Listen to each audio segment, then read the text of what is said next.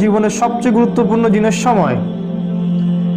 আমাদের মানব জাতির জন্য সবচেয়ে গুরুত্বপূর্ণ জিনিস হচ্ছে সময়, যেটা আমরা ফেসবুকে অনলাইনে থেকে ইউটিউবিং করে, গার্লফ্রেন্ডের সাথে সময় অপচয় করে, কফি খেয়ে, চায়ের দোকানে আড্ডা পিটে, খেলার মাঠে নষ্ট করি।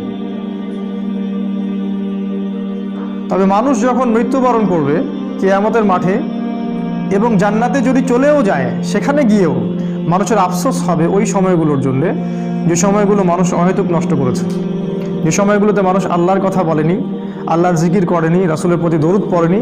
ওই সময়গুলোর জন্য মানুষ আফসোস করতে থাকবে।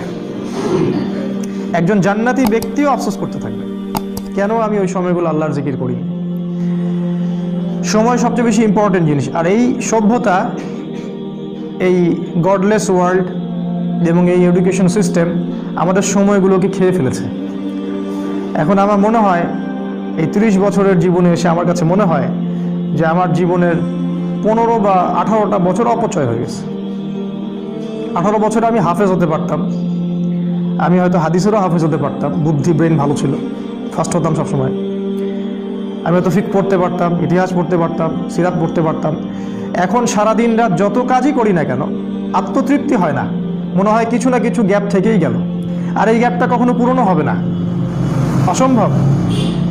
তাই যারা 40 বছর 50 বছর বয়সে তাস খেলছে, টিভি দেখতেছে, আড্ডা পিটাচ্ছে, এদেরকে দেখলে বুঝেই আসে না যে এই বয়সে কিভাবে সেটা করতে পারে। একটা বারও কি চিন্তা হয় না যে আমার হায়াত কমে আসছে, আমি পৃথিবীতে আর হয়তো বেশি দিন থাকবো না। সুবহানাল্লাহ, সময়ের কসম, আল্লাহ পাক সময়ের কসম করে আমাদেরকে সময়ের দিকে দৃষ্টি দিতে বলছেন, সময়ের সম্পর্কে সচেতন হতে বলছেন।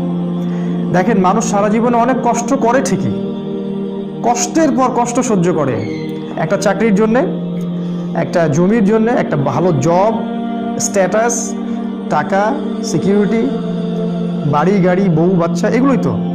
এগুলো ছাড়া আর কিচ্ছু নাই, এগুলো ছাড়া কিন্তু কিচ্ছু নাই, সব এগুলোই।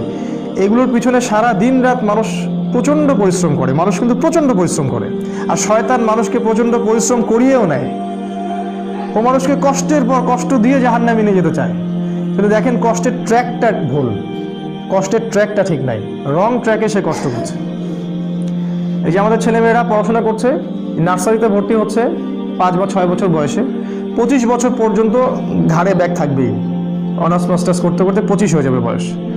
এই লম্বা সময়ে সে কোরআন শিখবে না, জেনারেল এডুকেশনের কথা বলছি, কোরআন A to Z শিখবে না, হাদিস শিখবে না, ফিকহ শিখবে না, ইতিহাস শিখবে না, সে ইসলামের যে রাসূলের জীবনী সেটা শিখবে না, সাহাবীদের জীবনী শিখবে না, এগুলো কিছু শিখবে না। 25 বছর পর্যন্ত সে কষ্ট করবে। আমরা যখন জেনারেল লাইনে পড়তাম, আমাদেরকে এক একটা কবিতা, এক একটা গল্প এমনভাবে পড়ানো হতো, একদম ভেজে ভেজে খাওয়াই দেওয়া হতো।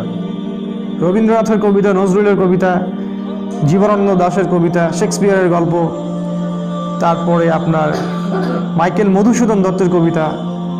অবশ্যই এখানে ইসলামপন্থী কারো কবিতা ছিল না। আপনার কাছে যদি মনে হয় এই পুরো প্ল্যানটা এমনি এমনি হয়ে গেছে, আপনি বোকা স্বর্গে বাস করছেন, এর পিছনে একটা মাস্টার মাইন্ড আছে। এই পুরো প্রসেসটা একদিনে হয়নি, এটাকে সাজানো হয়েছে, ঢেলে সাজানো হয়েছে, যাতে করে আমাদের প্রজন্মের বা প্রজন্ম ইসলাম থেকে দূরে সরে যায়, তাদের জীবনের বড় একটা সময় নষ্ট হয়ে যায়।